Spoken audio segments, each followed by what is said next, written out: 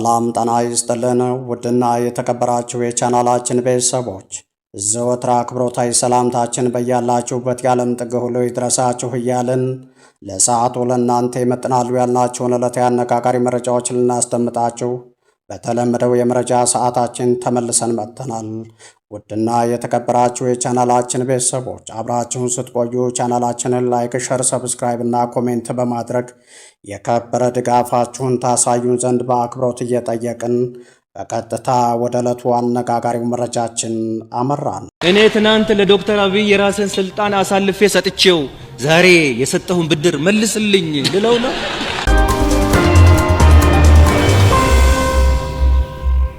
ይሄ ከሃዲ ይሄ ኢትዮጵያዊነት እያለ ሸወደን፣ አታለለን።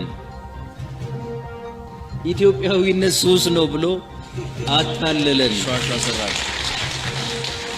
ስለዚህ አሁንም ኢትዮጵያዊነት ያለ ሀፍረት እናገራለሁ፣ ነገም ኢትዮጵያዊነት ሱስ ነው። ለማ መገርሳ እንደ ቀልድ የለቀቁት ስልጣን ዛሬ ለሕይወታቸውም ጭምር አደጋ የሚያመጣ ስጋት ደቅኗል። ወንበርን ለቀው የንግስና ህልማቸውን ያሳኩላቸው ጠቅላይ ሚኒስትር እያሳደዷቸው ነው። እኒህ ኢትዮጵያዊነትን ከሐሺሽ ሱስ ጋር አነጻጽረው የገለጹ ስለ ሀገራቸው መሞት የማይፈሩ እንደሆኑ የተናገሩ በኢትዮጵያ መጣ የተባለው ለውጥ በማርሽ ቀያሪነት እንደመሩ የተነገረላቸው ስለ አንድነት የዘመሩ ለውጥን ለማምጣት ከጓዳቸው ዶክተር አብይ አህመድ ጋር ስላላቸው ሞት የሚለየው ግንኙነት ሳይታክቱ የመሰከሩ ግን ያልተደመሩ የለውጥ ቲም የተባለውን ኃይል በስማቸው ያስጠሩ ዛሬም ዝም ብለው የሚፈሩ ቃል ሳያወጡ የሚናገሩ ሰው ናቸው። ኦቦ ለማ መገርሳ። የዛሬው ዝግጅታችንም ሰሞኑን በተደረገው የኦሮሚያ ብልጽግና ፓርቲ ስብሰባ ላይ ስማቸው ተነስቷል የተባሉት አቶ ለማ መገርሳ፣ የቁም እስረኛው አቶ ለማ፣ ፖለቲከኛው ኦቦ ለማ፣ ሰላዩ ለማ መገርሳ፣ ለውጥ አቀንቃኙ በመደመር ዓለም ላይ የተቀነሱት የመገርሳ ልጅ ለኮስኩት ያሉት የለውጥ እሳት እሳቸውንም እያነደደ ነው። አቶ ሲሳይ ቶላ የሚመሩት የደህንነት መስሪያ ቤቱ ኃላፊዎች ወደ ጣሊያን ሮም በረሩ። ከካዛንቺሱ ቢሮ ተነስተው የተጓዙትን የደህንነት ኃላፊዎች በጣሊያን አፍ አጀንዚያ ኢንፎርማዚዮኒ ስኩሬዛ ኢስተሪና ተብሎ የሚጠራውና በፒያሳ ዳንቴ 25 አደባባይ አጠገብ የሚገኘው የአገሪቱ የደህንነት መስሪያ ቤት ተቀበላቸው። ያቀረቡት ጥያቄ አንድ ለማ መገርሳ የሚባል ሽብርተኛ በአገራችሁ ይኖራልና አስረን እንወስደው ዘንድ ተባበሩን የሚል ነበር። ሆኖም የጣሊያኑ የደህንነት መስሪያ ቤት ከአዲስ አበባ ለመጡት ኃላፊዎች አዎንታዊ ምላሽ ለመስጠት አልወደደም። አንዳች ሰበብ ፈጥሮ ቢሮክራሲያዊ መልክ ሰጥቶ ጥያቄያቸውን ውድቅ አደረገው። የአዲስ አበባው ጠቅላይ ሚኒስትርም ከጥቂት ዓመታት በፊት ምስጢረኛዬና አለቃዬ ሲሏቸው የነበሩትን ለማ መገርሳን በሚስጥር ኢትዮጵያን ሲያሸብር ያዝኩት ብለው ሰበር ዜና ሊያስነግሩባቸው ያሰፈሰፉበት የለውጥ መሪው ለማ ባሉበት አንደበታቸው የጥፋት ደቀ መዝሙሩ የመደመር ጸሩ ለማ የሚል ዶክመንተሪ ሊያሰናዱ የተዘጋጁበት እቅድ ከሸፈ። ምንም የማይሳነው ንስሩ የኢትዮጵያ ደህንነት መስሪያ ቤት በጣሊያን ሮም ተቀምጦ ኢትዮጵያን ሲያተራምስ የነበረውን ለማ መገርሳን አንጠልጥሎ አመጣው ብሎ የብልጽግናው ምዕመን ሊሰብክ የነበረበት የመጀመሪያው ዙር ሙከራ ከሸፈ። ሆኖም ቤተ መንግስቱ ተስፋ አልቆረጠም። በ2024 የመጀመሪያ ወራት ደግሞ ፖሊዚያ ዲ ስታቶ ጥያቄ ቀረበለት። ፖሊዚያ ዲ ስታቶ የጣሊያን ስቴት ፖሊስ ሲሆን እንደ ኢትዮጵያው ፌዴራል ፖሊስ ያለ ተቋም ነው። ወደዚህ ተቋም የተላኩት አቶ ደመላሽ ገብረ ሚካኤል ናቸው። እሳቸውም ያንኑ ጥያቄ ደገሙ።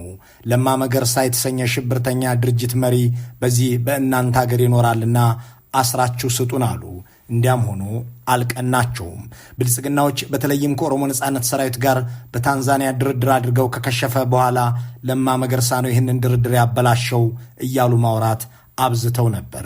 አቶ ሽመልስ አብዲሳ በአዳማ ከተማ ለሰበሰቧቸው ካድሬዎች ሁላችሁም እንድታውቁት የምፈልገው ነገር ሸኔን የሚመራው ለማ መገርሳ ነው ብለው ሲናገሩ ብዙዎች ግራ ተጋብተው የርዕሰ መስተዳድሩን ንግግር ለሚዲያዎች እስከ ማሾለክ ደርሰው ነበር።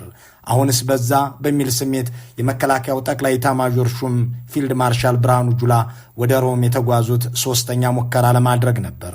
እሳቸውም ተናገሩ። የእኔ ሰራዊት በየቀኑ የሚፋለመው እዚህ እናንተ ጋር የተደበቀ ለማ መገርሳ የተባለ ግለሰብ የሚመራውን የሽብር ቡድን ነው። እናም አሳልፋችሁ እንድትሰጡን እንፈልጋለን አሉ። ከዚህ በኋላ ነው እንግዲህ የጣሊያን የውጭ ጉዳይ ሚኒስቴር አቶ ለማ መገርሳን ጠርቶ ወደ ማነጋገር የገባው። አቶ ለማን ለማነጋገር ጥሪ ያቀረቡት ደግሞ ኢትዮጵያን የሚያውቁት በአዲስ አበባም ዓመታትን የቆዩ የአገሪቱም ሁኔታ በመጠኑ የሚገባቸው ጉሴፔ ሚስትሬታ ናቸው። በቀደመው ጊዜ በኢትዮጵያ የጣሊያን አምባሳደር የነበሩት በአሁኑ ወቅት ደግሞ በአገሪቱ ውጭ ጉዳይ ቢሮ ውስጥ የአፍሪካ ጉዳዮች ኃላፊ የሆኑት ጉሴፔም አቶ ለማ መገርሳን በማስመልከት ከአዲስ አበባ እየመጣ ያለውን ተከታታይ ጥያቄ አስረዷቸው። በመጨረሻም አንተ የተባበሩት መንግስታት ሰራተኛ ነህ፣ እንዳንተ አይነት ሰራተኞችን አሳልፈን እንድንሰጥ የሚያስገድደን ሕግ የለም፣ አሳልፈን አንሰጥህም። ነገር ግን በእያንዳንዱ እንቅስቃሴህ የአንተን ደህንነት መጠበቅ አንችልምና ራስህን ጠብቅ አሏቸው። የአምባሳደር ጉሴፔ ሚስትሬታ መልእክት ይህ ነበር። ከዚህ በኋላ የብልጽግናው መንግስት ማድረግ የመረጠው በደንቢቱ አምቢሳ ቢሮ ስር መኪናና መሰል አቅርቦት በተሟላላቸው የደህንነት ሰዎች አቶ ለማ መገርሳን መከታተል ነው። ነገሩ አሁንም የተቋጨ አይመስልም። ጥያቄው ግን መሰረታዊ ነው። አሁን ካሉት የብልጽግና ባለስልጣናት ሁሉ ለአብይ አህመድ ከለማ መገርሳ በላይ ምን ውለታ ሊውሉ ይችላሉ? አሁን ያሉት የአገዛዙ ሹማምንት በሙሉ ተደምረው የሚሰሩት ሥራ ለአብይ ያለው ዋጋ ለማ መገርሳ ካደረጉላቸው ይበልጣልን? ለመሆኑ ለለማ ያልሆኑ አብይ ለጌዶን ጢሞቴዎስ ወይም ለአገኘሁ ተሻገር፣ ለተመስገን ጥሩነህ ወይም ለሽመልስ አብዲሳ ሊሆኑ ይችላሉ ወይ? ለማን የሚያሳድዱት አብይ ለዳንኤል ክብረት የሚመለሱበት ምክንያት አላቸው ወይ? እንደ ለማ ወንበር ከመልቀቅና እንደ ዳንኤል ክብረት ከማለቅለቅ የትኛው ከባድ ነገር ነው? በለማ ላይ የጨከኑ ለማን ለመያዝ ኤታማዦር ሹሙንም ፖሊስ ኮሚሽነሩንም ያሰማሩት አብይ ነገስ ለእኔ ይመለሳሉ ወይ ብሎ የሚጠይቅ የብልጽግና ሰው እንዴት ጠፋ? እነዚህ መሰረታዊ ጥያቄዎች ናቸው። በእርግጥ ጠቅላይ ሚኒስትር አብይም ለብልጽግና ባለስልጣናት እቅጩን ነግረዋቸዋል። የፓርቲው ስራ አስፈጻሚ አባላት በተሰባሰቡበት አዳራሽ ውስጥ የአማራ ክልሉን ፕሬዚዳንት አረጋ ከበደን እማኝ አድርገው ለማኝ አደርግሃለሁ ብለዋቸዋል። እንዴት የሚለውን ከመመልከታችን በፊት ለመሆኑ ለማና አብይ እዚህ ያዳረሳቸው ምክንያት ምንድን ነው? ለማ መገርሳን ለቁም እስር የዳረጋቸው ጄኔራል የትኛው ነው? ጄኔራሉ እሳቸውን ከማሰሩ በፊት ጠቅላይ ሚኒስትር አብይ አህመድ በአንድ ማለዳ ተነስተው በአቶ ለማ መገርሳ ቤት የተገኙትና በመኪና አሳፍረው የወሰዷቸው ለምንና ወዴት ነበር? ለመሆኑ ለማ ከሀገር እንደወጡ የተደረገበትን ሁነት የመሩት የውጭ ሀገር አምባሳደር የየት ሀገር ተወካይ ነበሩ? አሁን ያሉበትን ኃላፊነት አግኝተው ከኢትዮጵያ ከመውጣታቸው በፊት የነበረው የእስር ክራሞታቸው እንዴት ያለ ነበር? የሚሉትንና እስከ ዛሬ ያልተሰሙትን መረጃዎች ለመጀመሪያ ጊዜ ዛሬ በዝርዝር እናቅርባቸው። አንድና አንድ ጓደኛሞች ወንድማማቾች ሆነን ነው እየሰራን ያለን። ምናልባት እኔና ዶክተር አብይን የሚለየን ቢኖር ምንም ነገር የለም ከሞት በስተቀር። አቶ ለማ መገርሳ የኔና የአብይ ፍቅር እስከ መቃብር ነው ቢሉም አብይ ግን አንተው ወደ መቃብር ትሄዳለህ እንጂ እኔ ንጉሱም አልሞትም ያሉ ይመስላሉ። ለዚያም ነው አቶ ለማ መገርሳ ሚያዝያ 10 2011 ዓ.ም በመኖሪያ ቤታቸው የተፈጸመውን በማስታወስ ይገለኝ ነበር ሲሉ የሚናገሩት። ነገሩን በዝርዝር ለመመልከት በዚያች ዕለት የሆነውን እናስታውስ። በዚያ ሰሞን ቲም ለማ እየተባለ ይነገርለት የነበረውን የኦሮማራ የጥፋት ስብስብ እንደሚመሩ ይነገርላቸው የነበሩት አቶ ለማ መገርሳ ሚያዝያ 9 ለሚያዝያ 10 ሌሊት ከኦሮሚያ ክልል ፕሬዝዳንትነት ተነስተው በምትካቸው ሽመልስ አብዲሳ መሾማቸው ተሰማ። ለማም በውሳኔው አዝነው ጤናቸው ታውኮ አደሩ። በማግስቱ ማለዳም ታምም ያለሁ ብለው ተኙ። ሁለት ስብሰባዎች ግን በአዲስ አበባና በአዳማ እየተካሄዱ ናቸው። የአዳማው ስብሰባ የጨፌው ሲሆን አቶ ሽመልስ አብዲሳን አስምሎ በለማ ይተካል። የአዲስ አበባው ስብሰባ ደግሞ የፓርላማው ነው። ፓርላማው ከያዛቸው አጀንዳዎች መካከል ለማ መገርሳን የመከላከያ ሚኒስትር አድርጎ መሾም የሚለው አንዱ ነው።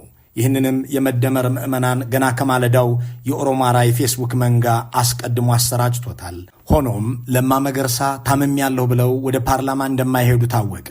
በዚህ ጊዜ ነበር ጠቅላይ ሚኒስትሩ መኪናቸውን አስነስተው ቦሌ ማተሚያ ፊት ለፊት ከፓርላማ አባላት አፓርታማ ጀርባ ወደሚገኘው የአቶ ለማ መገርሳ መኖሪያ ቤት የነዱት።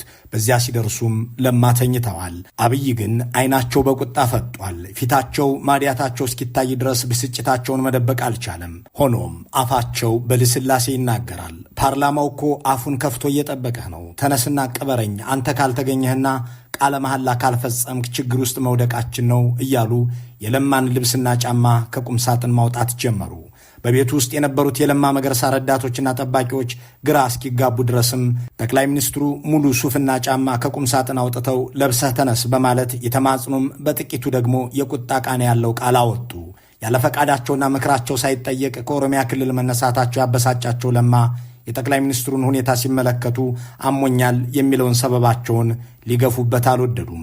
አብይ ያቀረቡላቸውን ልብስ ለብሰው በጠቅላይ ሚኒስትሩ ሹፌርነት በሚሽከረከረው መኪና ፓርላማ ድረስ ሄደው የመከላከያ ሚኒስትር ለመሆን ታምኜ እሰራለሁ ሲሉ ቃለ መሐላ ፈጸሙ። አቶ ለማ በዚያች ሚያዝያ 10 2011 ዓ.ም ከፍላጎታቸው ውጭ የፈጸሙትን ድርጊት ሲያስታውሱ በዚያን ዕለት ያንን ባላደርግ ወዲያውኑ ይገድለኝ ነበር ሲሉ ለቅርብ ወዳጆቻቸው ይናገራሉ።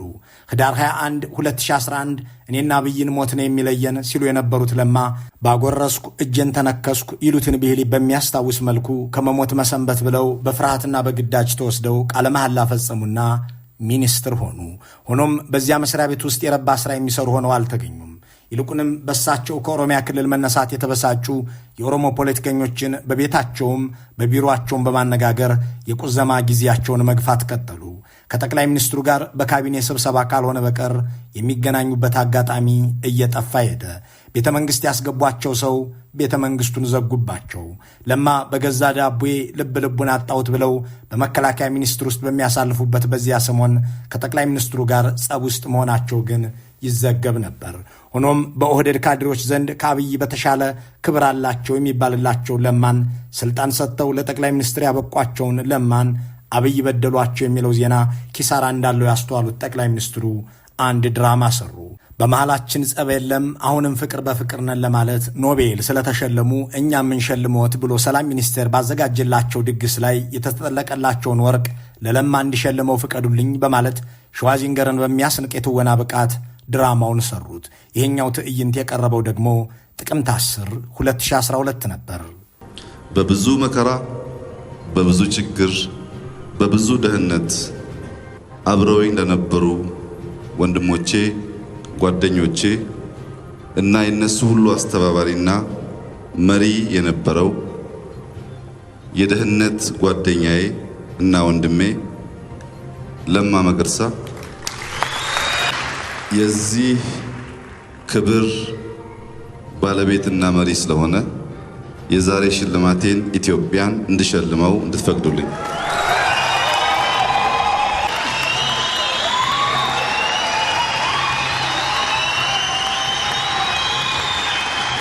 በእርግጥም ይህም ድራማ ነበር። ከዚህ መድረክ አንድ ወር በኋላ ኢህአዴግን የማፍረስ ዘመቻ በጠቅላይ ሚኒስትሩ ከበሮና በአዴፓ ዳንኪረኞች እስክስታ ይወረድለት ጀመር። በዚህ ጊዜ አቶ ለማ መገርሳ በሚዲያ ወጥተው መደመር የሚባል ፖለቲካ አላውቅም፣ የኢህአዴግን መፍረስ አልደግፍም፣ ይህንን ብናገርም የሚሰማኝ አጥቻለሁ አሉ። ይህንን ንግግር ከተናገሩ በኋላ ለሥራ ጉዳይ ከአገር ለመውጣት ወደ ቦሌ ኤርፖርት ሲያመሩ ምንም እንኳን የመከላከያ ሚኒስትር ቢሆኑም በቪአይፒ ሳሎን አትወጣም ተብለው ተከለከሉ። እሳቸውም እንደ ተርታው ሰው ተሰልፈውና ተፈትሸው ወደ አሜሪካ ተጓዙና ሲመለሱም በወጡበት መንገድ እንዲገቡ ተደረገ። ነገሩ እንዳበቃለትና እንደለየለት የታወቀ ቢሆንም አቶ ለማ መገርሳ ከቢሮ አልቀሩም። አንድ ምሽት ግን ዳግመኛ ቢሮ መግባት እንዳያስቡ ብቻ ሳይሆን ከተማ ውስጥም እንዳይታዩ የሚያሳስብ መመሪያ ቤታቸው ድረስ መጣ። እንደ ሁልጊዜው በኩርፊያ የሚሰሩትን የመከላከያ ስራቸውን ሲያከናውኑ ውለው ወደ ቤታቸው ከተመለሱ በኋላ በወቅቱ የጦር ኤታማዦር ሹም የነበሩት ጀነራል አደም መሐመድ ወደ መኖሪያ ቤታቸው መጥተው ከዚህች ምሽትና ቀን ጀምሮ ከቤት እንዳትወጣ፣ ብትወጣ በሕይወትህ ላይ ለሚደርሰው አደጋ ኃላፊነት የሚወስድ የለም አሏቸው። ይህንን ያደረገው ማን ነው ብለው የጠየቁት አቶ ለማም አብይ አዞኝ ነው የሚል ምላሽ ተሰጣቸው። የመከላከያ ሚኒስትሩ የቁም እስረኛ መሆናቸው በመከላከያ ኤታማዦር ሹም ተነገራቸው። ስልካቸው ተቆረጠ። በእሳቸው ቤት የሚገባውና የሚወጣው ሰው ተመጠነ። የተለያዩ ፓስተሮችና ሽማግሌዎች ጠቅላይ ሚኒስትሩንና የቁም እስረኛውን ለማሸማገል ደከሙ። ሁኔታው ከዚህ አልፎ በዲፕሎማሲው ማህበረሰብ ዘንድ ተሰማ። ከእነዚህ ሰዎች መካከል የጠቅላይ ሚኒስትሩና የአቶ ለማ ወዳጆች የሆኑት አሜሪካውያን ፖለቲከኞችና ኢቫንጀሊካል ይገኙበታል። አቶ ለማ መገርሳ የቦርድ አባል የሆኑበትና የዓለም ጴንጤቆስጤ ተቋማት የተሰባሰቡበት የአሴምብሊ ኦፍ ጋድ ድርጅት አመራሮች መካከል አንዱ የነበሩት የአሜሪካው ሴናተር ኢንሆፍና የቅርብ ወዳጃቸው ዴቪድ ቢስሌይ ጠቅላይ ሚኒስትሩን አማከሩ። የፈጣሪን ስም ጠርተው ለማሸማገል ሞከሩ። ጸብ አታክርሩ አሉ። በዚህ መሃል በአሜሪካ ኤምባሲ ውስጥ የሚሰሩ አንድ ከፍተኛ ዲፕሎማት ወደ አቶ ለማ መኖሪያ ቤት ሄዱ። እኒያ የለውጥ አባት የሚባልላቸው የቲም ለማ አለቃ ልክ እንደ እስረኛ ጸጉራቸው አድጎ ተጎሳቁለው ተገኙ። ከዚህ በኋላ የአሜሪካውያኑ ኢቫንጀሊካል ፖለቲከኞች ጣልቃ ገብነት በረታ። አቶ ለማ ወደ የዓለም ምግብ ፕሮግራም እንዲሄዱ፣ ለዚህም የድርጅቱ ዋና ዳይሬክተር ዴቪድ ቢስሌይ ኃላፊነት እንዲወስዱ፣ አብይም ይህንን እንዲፈቅዱ ተጠየቀ። ጠቅላይ ሚኒስትሩ ቅድመ ሁኔታ አስቀመጡ። ለማ ከአገር ወጥቶ ፖለቲካ እንዳይሰራና እንዳይናገር ይደረግልኝ አሉ። ቀድሞ ነገር የተባበሩት መንግስታት ሰራተኛ ሆኖ እንዲህ ማድረግ እንደማይቻል ተነገራቸው። ማረጋገጫም ሆነላቸው። ለማ መገርሳም ከወራት እስራት ተፈተው በጣሊያን ሮም በሚገኘው የዓለም ምግብ ፕሮግራም ውስጥ የአንዱ ኃላፊ አማካሪ ሆነው ኢትዮጵያን ለቀው ለመውጣት በ2012 ዓ.ም መጨረሻ ወራት ቦሌ ኤርፖርት ተገኙ። ሆኖም የጠቅላይ ሚኒስትሩ ታማኞች ከአገር አትወጣም ብለው ግርግር ፈጠሩ። ሁኔታው ሴናተር ኢንሆፍ ጋር ደረሰ። ለማ ተፈቅዶላቸው ከአዲስ አበባ ወጡ። ከዚያን ጊዜ ወዲህም አልተመለሱም። አብይ ግን አስረው በቦሌ ሊያመጧቸው፣ ካቴና በእጃቸው ላይ አጥልቀው በቴሌቪዥን ሊያሳዩቸው ዛሬም እየጣሩ ነው። ዛሬ እኛ እድል ስላገኘን እድል ስለጣለብን ቺን አገር መሰብሰብ ነው እንጂ አፍርሰን መሄድ፣ አፍርሰን ቆሻሻ ነገር ሰርተን ቆሻሻ ታሪክ ጥለን ማለፍ አንፈልግም። እኔም ባልደረቦችን የቀድሞው የኦህዴድ ሊቀመንበር፣ የቀድሞው የኦሮሚያ ርዕሰ መስተዳድር፣ የቀድሞው የኢትዮጵያ መከላከያ ሚኒስትር ለማ መገርሳ ኢትዮጵያ የኔ ውለታ አለባት ቢሉም ለኢትዮጵያ ያበረከቱላት ግን አብይ አህመድን እንጂ ሌላ አይደለም። ዛሬ ወንበር ለቀው ምራን ባሏቸው ጠቅላይ ሚኒስትርነትን ከኔ ውሰደው ብለው በለቀቁላቸው አብይ እየተሳደዱ ናቸው። በድጋሚ የሚነሳው ጥያቄ አንድ የብልጽግና ሰው ከለማ በላይ ለአብይ ውለታ ሊውል ይችላሉ የሚለው ነው። ለለማ ያልሆኑ አብይ ለማን ሊሆኑ ይችላሉ? የልጅነት ህልም የንግስና ነው የሚሉትን ምኞት ላሳኩላቸው ለማ መገርሳ እንዲህ ባለ መልኩ ግዳይ ጥዬ ካላየሁ የሚሉት አብይ ለብርሃኑ ጁላና አበባው ታደሰ፣ ደመላሽ ገብረ ሚካኤልና ሬድዋን ሁሴን ሊጠቅሙ ይችላሉ ወይ የሚለው ነው። በእርግጥም ለማንም እንደማይመለሱ ጠቅላይ ሚኒስትሩ አረጋ ከበደን ማሳያ በማድረግ ተናግረዋል። አንድ የኦህዴድ ብልጽግና ስራ አስፈጻሚ አባል ለኢትዮ ፎረም ያጋራውን መረጃ እዚህ ጋር እንጥቀሰው። ባሳለፍነው ታህሳስ 15 በተካሄደው የብልጽግና ስራ አስፈጻሚ ስብሰባ ላይ የአማራ ክልል ርዕሰ መስተዳድሩ እጃቸውን አውጥተው ተናገሩ።